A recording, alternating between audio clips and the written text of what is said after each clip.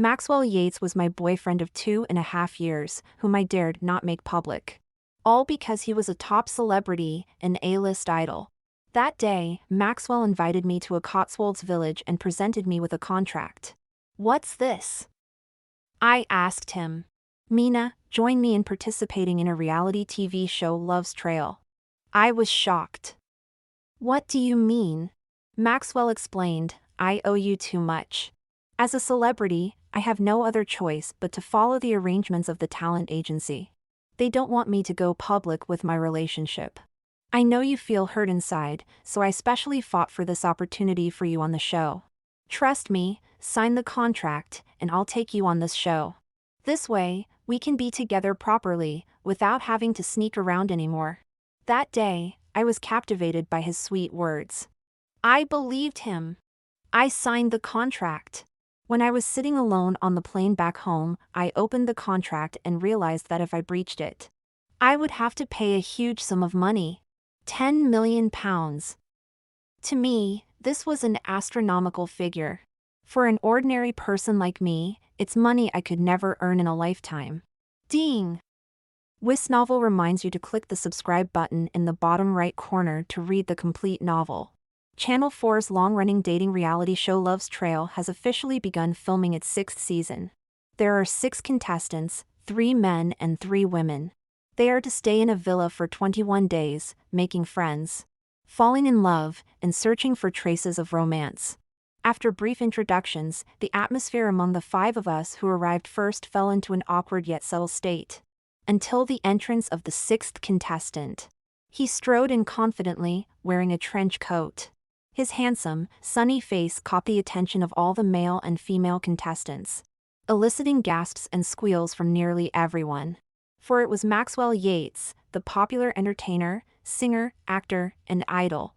Channel 4 had really upped the ante this time, inviting a celebrity to a dating show for ordinary people. Everyone crowded around Maxwell Yates as he made his way to the sofa. We all sat down together. His gaze swept across my face, yet it was so unfamiliar. Liam Fairchild playfully picked up a bottle of yogurt from the show's sponsor, using it as a microphone, and held it up to Maxwell's mouth. "Tell us, as a famous celebrity and well-known idol, how did you handle the pressure of coming to participate in a dating reality show like this?" Maxwell looked slightly uncomfortable, his eyes shifting. I knew he was feeling a bit guilty. Then I heard him begin to speak. "I believe that celebrities and entertainers dating isn't some unforgivable sin. You should do what's appropriate for your age. If an entertainer doesn't even know how to date, how can they portray those experiences in films and TV shows later on? So I came here. I want to tell my fans, to tell my fellow entertainers. Celebrities can actually date too, and they should do it openly and honestly. Although celebrities' private lives are scrutinized more closely by the public, I hope it can all be viewed in a positive light." The others cheered, but I remained silent. I wished I could believe that everything he said was true. Then I wouldn't be sitting here acting out a part with him. Acting out the script he gave me. Playing along to help him create his public image for the show. The production team prepared the ingredients, and Maxwell began cooking our dinner for the day. I knew this was part of his persona, the master chef. While everyone gathered around him, I sat alone at the table, fiddling with my phone. Sticky pork ribs, potted shrimps, beef Wellington, and leek and potato soup. These were the dishes I always used to cook for him, the ones he loved. 6 male and female guests raised their glasses to celebrate the hard-earned first dinner. The atmosphere began to ease, no longer awkward. "Wow, these ribs are amazing. The soup is delicious too. Max, they should invite you on MasterChef."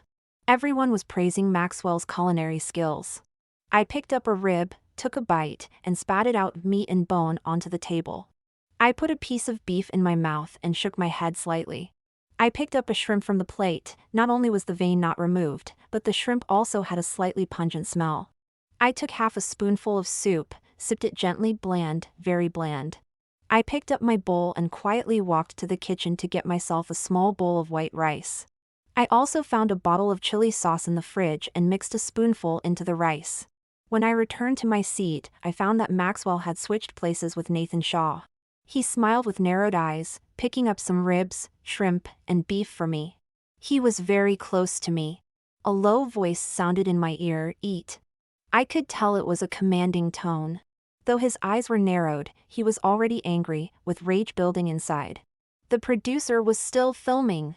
I put down my bowl and chopsticks. "I'm feeling a bit unwell, I'm going out for some exercise." I stood up and pulled out my chair. Maxwell grabbed my arm. I looked at him, and he looked at me. He finally let go, and I changed into a pair of trainers and left the cottage. The producer following me was called away by the director on the walkie-talkie. Away from the cameras, a familiar figure chased after me. "Mina, what are you doing?" Maxwell rushed up, his hands on my shoulders, glaring with anger, all traces of gentleness gone. "Playing along with you, what else?" I looked him up and down. "Doesn't the script say to act aloof? They all fawn over you, the big star, while I seek my own fun. They love the food you cook, but I don't. Isn't that following the script? Do you know what you're saying?" Maxwell shouted. "I know you're upset, but you need to cooperate with me, understand? Help me build my image, get it? You need to understand that everything I'm doing today is for our future." He shook me violently. I broke free. The meat wasn't tender. The shrimp were rotten. The beef was dry, and the soup had no salt. "So, you want your girlfriend to eat the stuff and smile and praise you?" Maxwell moved closer to me again. "That's your script." I gritted my teeth. "What if I refuse?" "Refuse?" He stared at me coldly. "You're a nobody. This is your fate. Refusing means breaching the contract. The hefty penalty is a mountain you can never move. Don't think about resisting, it's useless. Under the pressure of this mountain, you must give up all pride and dignity. Mina, you must always remember this." Maxwell was right, he hadn't made a mistake. Indeed, I didn't dare to easily tear up that contract. Because I couldn't afford the sum of £10 million. It would not only plunge me into an economic quagmire but also involve my family. Which was something I absolutely couldn't accept. "So, you tricked me into signing that contract, you knew what was in it all along?" I sobbed. "All you need to know is that destroying me means destroying yourself." Tears rolled down silently, a ripping pain spreading through my body. My eyes reddened as I approached him for the first time. He became a bit flustered, taking 2 steps back. "At worst, we'll go down together." At that moment, I clenched my fists. Maxwell burst into laughter. "Go down together? You want to make public what's between us?" "Yes," I said in a deep voice. "Who would believe it?" He retorted. "Those photos of you and me, and everything in the hotel.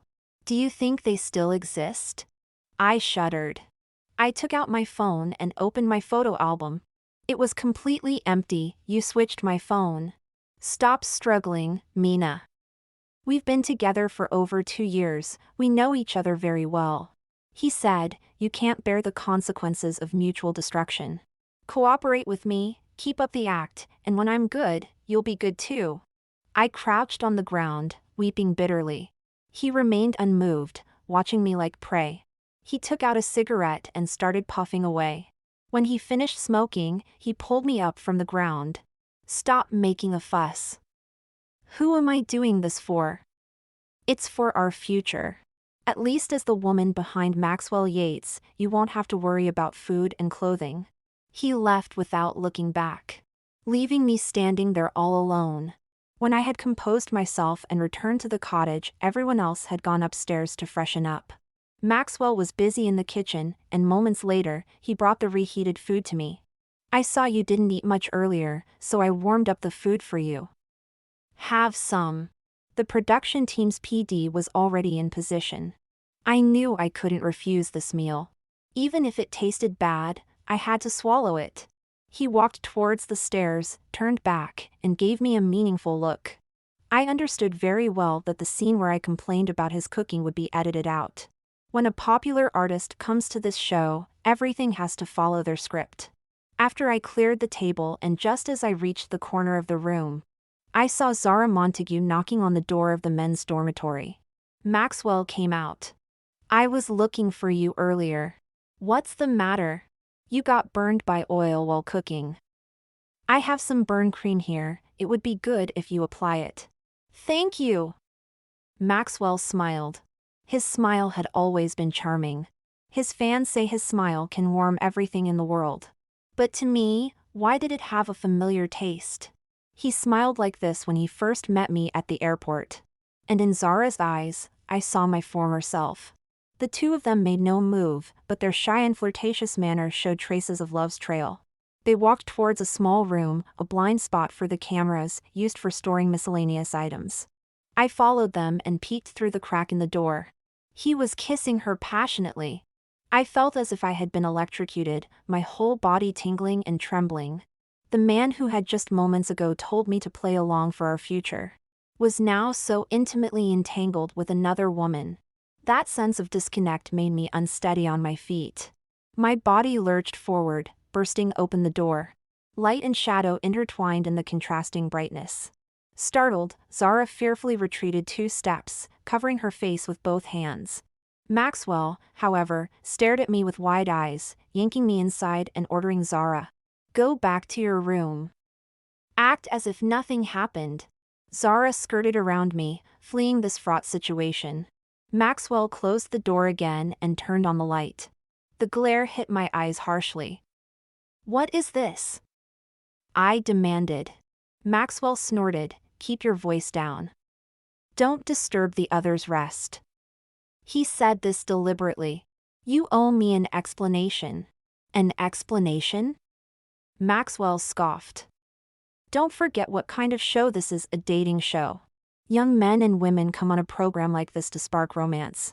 What happened between her and me was just natural passion. You told me to play along, but tell me, what kind of script is this?" I glared at him. "Even if I'm hidden away, I'm still your girlfriend. You can't go behind my back with other women." Maxwell cut me off. "Mina, you need to understand. I'm Maxwell Yates, a hot celebrity, actor, idol. I have a huge fan base. Zara is just one of my many fans who admires and adores me, willing to be intimate like this. How could I refuse?" It was as if I'd been struck by lightning. I never imagined such words would come out of his mouth. The man before me suddenly seemed like a stranger. How could he have become so twisted? "I told you I'd give you official status," Maxwell's tone seemed to soften. "If you want to be with a celebrity, these are required courses. Are you going to get angry and upset every time I kiss an actress in a role? How is that the same thing?" I retorted. "Of course it is," he said. "It's all just play acting." He moved closer to me, and I shrank back. But he forcefully pulled me into his arms. The entertainment industry is one big melting pot. Once you're in, no one comes out clean, not just me, but you too. That's what you get for being my woman. I shoved him away hard. "Think it over carefully. Either put up with it for the next 20 days, or we both go down in flames. You know which has the lower cost. And remember to read the contract closely. You can't break up with me until 6 months after this show airs." With that, he left. I crouched there, dejected, wondering how things had gotten to this point. I took out my phone. My photo album was empty. I couldn't even log into my cloud storage. Password error. Email password error. Any account that could store or back up files was wiped clean. WhatsApp. There was no trace of him and me there either. Because all our chat history had been permanently deleted since he signed with the talent agency. Our means of contact was now one-sided. Everything had to remain as usual. The next morning, I made some porridge. I sat alone, eating my breakfast and drinking the porridge. Maxwell came downstairs from the 2nd floor, greeting me enthusiastically. "Good morning." As soon as I left my room, I could smell the lovely aroma of porridge throughout the house. I smiled politely. "Help yourself. Your eyes look swollen. Must be a sty. I have some eye drops in my room, let me get them for you." He ran back to his room eagerly. I mechanically poured him a bowl of porridge and let it cool. When he returned, I smiled and accepted the eye drops, making sure to apply them to my eyes in front of him. This porridge is so sweet. Maxwell seemed to quite enjoy the taste, blurting out, "Why haven't you made this before?" Realizing he'd said the wrong thing, he quickly finished the rest of his porridge in one gulp, then went to get another bowl. "If you like it, have some more." I walked outside, breathing in the fresh air and doing some aerobic exercise. Zara Montague found me, hesitating and stammering as if she had something to tell me. I knew what she wanted to say, but I didn't speak first. Inside the cottage, the male and female guests were either going to work or off to do promotional activities. It wasn't a day off, and I even suspected that Zara had taken time off to stay here and talk to me. "Can we chat somewhere?" she asked timidly. "How about the Moon Cottage?" I replied. "The Moon date hasn't started yet, so the equipment isn't set up and the production team won't follow us." We sat down in the Moon Cottage. The place was indeed cozy and beautiful. It's easy for men and women to develop feelings in such an environment. Unfortunately, today I was meeting with another woman. I chose to remain silent, wanting to hear what Zara had to say. Her eyes flickered and wandered, and finally, unable to bear the awkward atmosphere, she spoke. "I'm Maxwell's fan, a die-hard fan. I never imagined I'd meet him on this reality show. Do you know how excited and thrilled I was when I saw him? It felt like my dream was coming true. So whatever I did, it was out of my control." I listened to all this. Inwardly, I laughed bitterly, but on the surface, I could only remain calm. "You call this a sacrifice?" She didn't seem to mind the term much, even if it is a sacrifice. "Anyway, Heaven has brought his die-hard fan to the same dating show as him, so I'm going to give my all. I'll pursue him no matter what. What if he ends up confessing to someone else?" I asked, probing her soul. She gritted her teeth, her whole body trembling. "Then I'll break the show's rules and confess to him." "What if he rejects you?" "He won't." "Do you really know him?" "I'm his die-hard fan, I've loved him for so many years." "Of course I know him, he deserves to be loved." Zara spoke with such sincerity and passion. My heart twisted in pain. "Zara. What?" "I'm his die-hard fan too." She stood up excitedly. "What did you say?" Suppressing my impulse, I calmly explained, "I came here for him too." "Give up, it's impossible for you to." "It's not impossible," I said firmly, "I can't give up." "I hope you don't get too involved." She lunged at me like a madwoman, pinning me against the wall of the cottage, her eyes bloodshot. "Don't touch Maxwell Yates, he's my boyfriend. We've been together for 3 years. 3 years ago? He was her boyfriend? If I hadn't heard it with my own ears, I would have thought she had gotten my life script. My heart was struck violently, almost leaping out of my chest. The whole world collapsed, shattering into pieces. I couldn't breathe, my eyes wide open, standing there in a daze. If this was true, I was the other woman? Because it was only 2.5 years ago that I got together with him.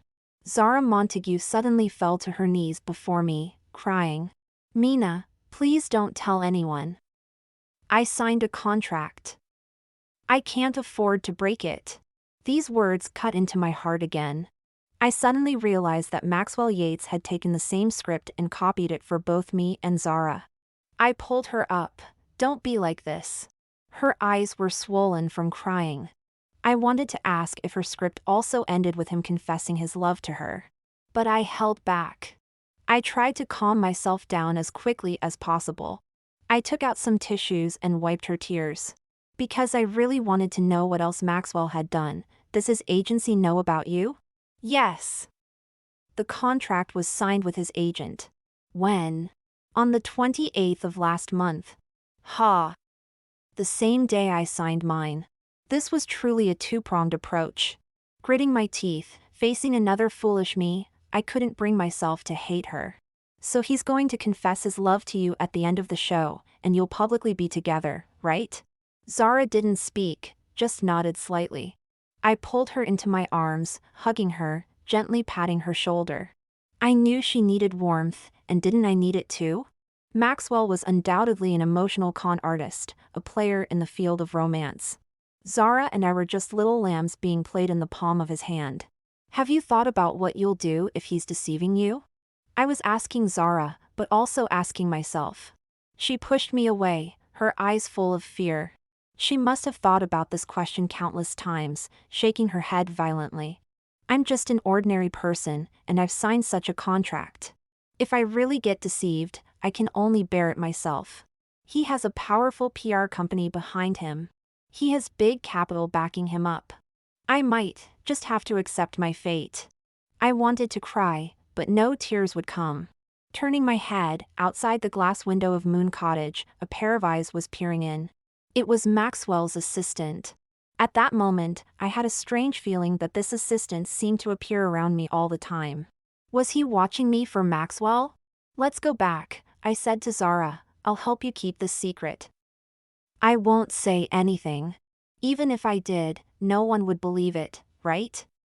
Follow the script he gave you. Maybe he's sincere with you. Mina, thank you. I let her out of Moon Cottage. For the rest of the day, I stayed with her, preparing ingredients for dinner in the kitchen. I made some dishes, with Zara assisting me. We chatted and laughed, seemingly forgetting everything that had happened in the morning. 8 dishes were laid out on the table. The male and female guests had all returned from work. Maxwell was back too. Zara went to greet him, playfully saying hello, really looking like a couple. Maxwell's face was flushed red, he must have been drinking. The 6 of us sat around the table again. This time, I sat next to Nathan Shaw, while Maxwell took a seat next to Zara. During the meal, Maxwell was called out by his assistant. When he returned, he looked very upset. He seemed to have encountered something troubling, only focusing on eating spicy food. His gaze occasionally flitting between me and Zara. Perhaps it was too spicy, he grabbed his thermos and started gulping down its contents. I knew he was probably drinking coffee, it was his preference. Mina, your cooking is so authentic. Nathan couldn't stop praising, spicy and flavorful, perfect for a hearty meal. I ladled some soup for him. I might have added too much chili, it's a bit strong. Have some soup to cool down. My hand wasn't steady, and I accidentally spilled some on him. Oh, I'm so sorry. I frantically tried to clean Nathan's splashed clothes. Take it off, I'll wash it for you. No, it's fine. Nathan protested. In the midst of the commotion, there was inevitably some physical contact. Suddenly, Maxwell went berserk, sweeping all the food off the table onto the floor, glaring at me and Nathan as he roared. The veins on his neck were bulging. Everyone was stunned by his outburst. He even leapt onto the dining table in one swift motion. Lunging towards Nathan Shaw, he raised his fist, ready to strike. You bastard, don't touch her, he roared like an enraged leopard. But Nathan pushed him to the ground. Maxwell Yates, are you mental? What have I ever done to you? Maxwell tried to charge forward again, but his team swarmed in, pulling him away and immediately escorting him out of the cottage. The production team entered, trying to calm everyone down. I quietly cleaned up the plates that Maxwell had dirted and broken, sweeping away the mess he'd left behind. After tidying everything, I went to the small garden and started swinging on the swing set. Gazing at the stars twinkling in the sky, I reflected on what an exhausting day it had been. Felicity Beaumont approached me, carrying a blanket. With her sophisticated demeanor, she was the eldest sister in the cottage. She draped the blanket over me and smiled gently. You weren't too frightened, were you? I shook my head. Are all celebrities so hot-tempered? They're under a lot of pressure. Sometimes their nerves are frayed, Felicity said. The production team just told me that he'd been filming all day and was still caught up in his character's emotions. He couldn't quite snap out of it. He mistook you for the female lead in his drama and got overly jealous. That's why he reacted so intensely. He must be a good actor. I smiled bitterly to myself. He was indeed a good actor, otherwise he wouldn't have been able to juggle 2 relationships for so many years without sinking. Nathan wasn't hurt, was he? No, Felicity replied. Maxwell has already apologized to him. I really don't understand men sometimes. 1 minute they're fighting, the next they're laughing together. Nathan even said he'd be first in line to buy tickets for Maxwell's new film. I smiled without commenting. Felicity looked up at the distant stars, contentedly closing her eyes. After a while, she stood up to leave. I called out to her, "Felicity, everyone says our dating show has a script. What do you think?" Felicity turned back, smiling. If there really was a script, would such a big celebrity hit someone with GoPros all over the cottage? Does he want to end his career or cause a scandal? I continued swinging. He won't face any consequences. After all, he's got such a powerful talent agency and PR team backing him up. Felicity waved goodbye and walked away, still smiling. Not long after Felicity left, Maxwell appeared, staring at me like a fierce wolf. "What did Zara tell you in Moon Cottage?" he demanded. I closed my eyes, swinging leisurely. "She's your devoted fan. She loves and admires you. She asked me not to reveal anything about your relationship. Is that all?" Maxwell frowned. "Being a celebrity must be nice, having so many fans defending you," I replied. "But you're the only one in my heart." He sat down beside me, joining me on the swing. "Mina, I just can't stand seeing you so close with other men." In that moment, I was jealous, which is why I acted that way. "It only proves how much I care about you." I got off the swing. "I'll play along until the day you confess your feelings. Trust me," he said earnestly. "I heard your new film has wrapped up shooting. It should be released soon, right? It'll be out not long after the show airs. By then, our relationship will be public, and I'll take you to the premiere. I hope it releases as planned." I walked away alone. For the rest of the filming, I did my best to play along with his act. On confession day, Maxwell did indeed come for me. He approached me with a bouquet, as if he were truly my leading man. After filming our final interview, we boarded a plane to the Maldives. We spent an entire day filming romantic scenes. Of course, this was all for the viewers to see after the show aired. In reality, we stayed in separate hotel rooms. In the middle of the night, I woke from a nightmare and couldn't fall back asleep. I realized my jacket and phone were still in Maxwell's room. As I approached his door, about to ring the bell, I heard familiar voices inside. I burst in. The room was a mess. He and she were leaning against the headboard, drinking wine, both staring at me. Their faces bore traces of recent passion. I never could have imagined that the woman lying beside Maxwell would be Felicity Beaumont. I stood there numbly, my emotions drained. Felicity pulled back the duvet, unhurried and cold-faced, picking up her clothes from the floor and dressing in front of me. She then grabbed the wine glass she had left on the bedside table, walked up to me, and drained it defiantly. "Maxwell, you should have a good talk with her," she said before turning to leave. "Don't go." I spun around and called after her. Felicity looked back with a seductive smile. "What is it?" Through gritted teeth, I forced out, "Do you know who he is? You're not the only woman in his life, you know." Felicity actually laughed. "Silly girl, I know exactly who he is." "What do you mean?" Felicity pointed her manicured finger at Maxwell. "He's one of my agency's talents. No one knows his business better than I do, understand?" I felt as if I'd been struck by lightning. Felicity decided not to leave. She pulled up a chair and sat down. "He's my kept man, just a bit clingy. When I'm not around, he always throws tantrums, saying he feels lonely and empty. I allow him to fool around outside, it's quite troublesome really. You. My face turned ashen, my whole body trembling. "Shameless, both of you." Felicity scoffed, "Silly girl, you're still too naive. This world is far crazier than you can imagine. Love's Trail was always meant to be a controversial show. My talent being on it means more exposure and more buzz. The passionate lover persona is established, bringing in heat and traffic. His new film is coming out soon, and with all this attention, the box office numbers will soar." I closed my eyes, tears streaming down. "So, you're one of the investors?" Felicity neither confirmed nor denied. "Also one of the producers of Love's Trail." I opened my eyes. What about Zara Montague? Felicity let out an O before saying, so you already knew about Maxwell and her that night at Moon Cottage? And you still agreed to play along with this charade? Quite impressive. She stood up again and walked in front of me. I raised my hand, wanting to slap her. Felicity didn't even flinch, just staring at me. Such a young, pretty, naive thing.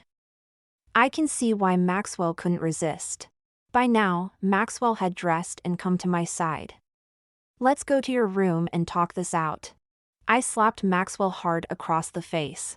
Anger flashed in his eyes, and he looked ready to retaliate. Felicity intervened. Be a gentleman, Maxwell.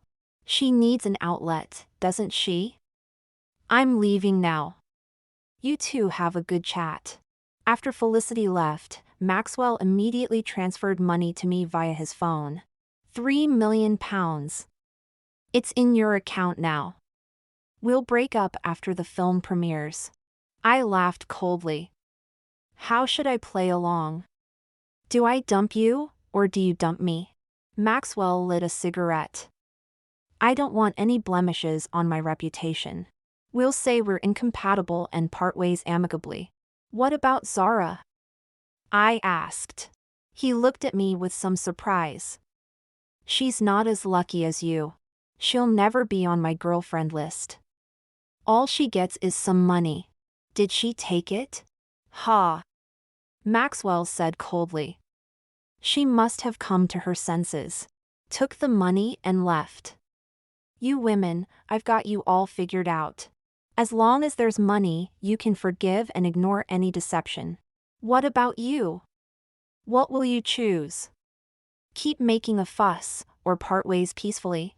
But let me remind you, that contract you signed is still in effect.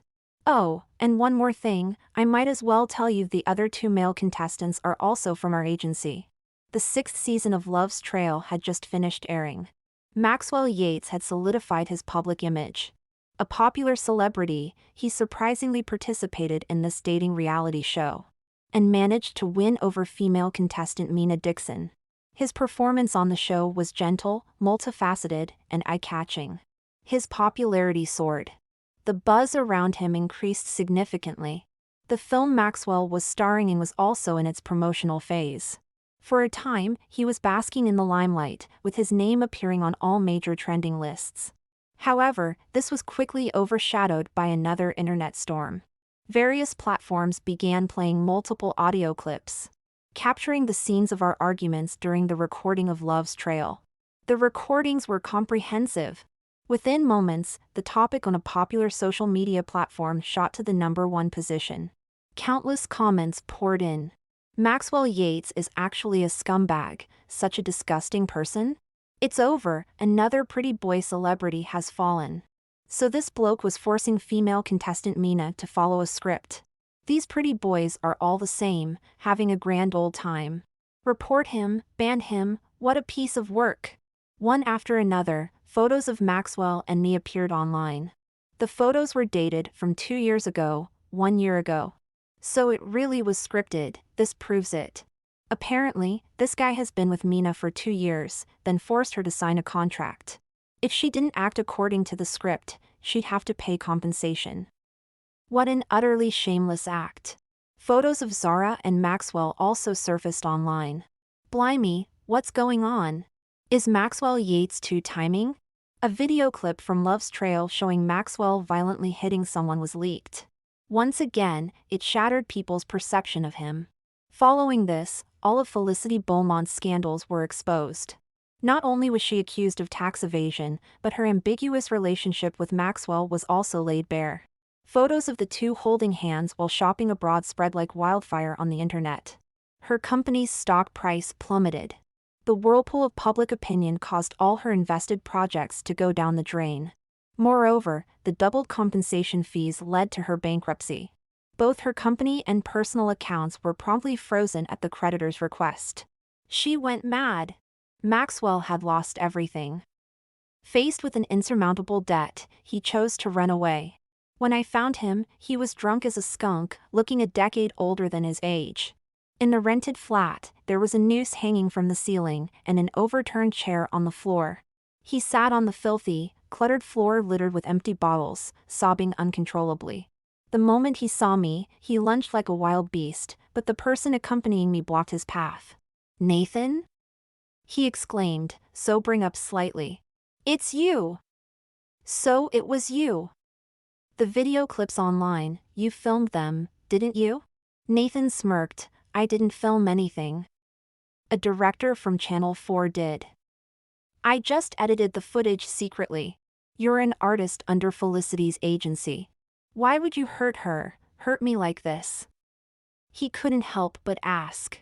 I chimed in, because he thought he was Felicity's only boyfriend too. He joined the show under the same script and contract as you. Maxwell looked dumbfounded. "Those recordings? I made them," I replied. "The recording device was in my underwear the whole time. Every word you said to me was captured. Those photos you thought were deleted? No. There were backups, you just didn't know. You kept asking us to act according to your script. But in reality, you were the one following our script all along." "No, impossible!" Maxwell roared. I looked at him coldly. After signing the contract, I realized I'd been tricked. I had to save myself. Luckily, I met Nathan, who also knew he'd been deceived after overhearing your private conversation with Felicity. Nathan learned about your script. At that moment, I knew we weren't the only victims. There was Zara too. You wanted us to submit to your capital, so we decided to make it backfire on you. This is the retaliation of us nobodies. Nothing could be more satisfying than destroying everything you have when you're at your peak. Maxwell lunged at me in anger. I used all my strength to give him a resounding slap. "You scum! You deserve this." Another slap landed on Maxwell's already swollen face, this time from Zara. "You bastard! You never thought you'd see this day, did you? Zara Montague, must have been blind to fall for a despicable guy like you." Nathan added a kick, hitting the back of Maxwell's knee. "This is payback for what you owe me from the cottage." I looked straight at Maxwell. "There's one more secret I need to tell you." Maxwell stared at me, his eyes lifeless. "Do you know why you lost control that time and went berserk, hitting Nathan? Did you drug me?" Maxwell asked blankly. I snorted. "I didn't drug you. I just knew about your bipolar disorder. You had sweet porridge for breakfast, which already triggered your symptoms. After a day of filming, you were in an agitated state. I deliberately made spicy food, knowing it would worsen your condition. You love coffee, which catalyzed your entire outburst. So, you should understand now. It wasn't you who controlled our lives. We played you like a fiddle. People like you deserve everything coming to you." A bottle of champagne popped open. We left. Maxwell's bipolar episode had begun, but I had locked him inside. After calling 999, the three of us sat in the coffee shop across from the flat. We watched as reporters, drawn by the commotion, gathered around the ambulance. I looked up at the sky. The sky was blue. I knew that in the coming days, Maxwell would continue to trend online.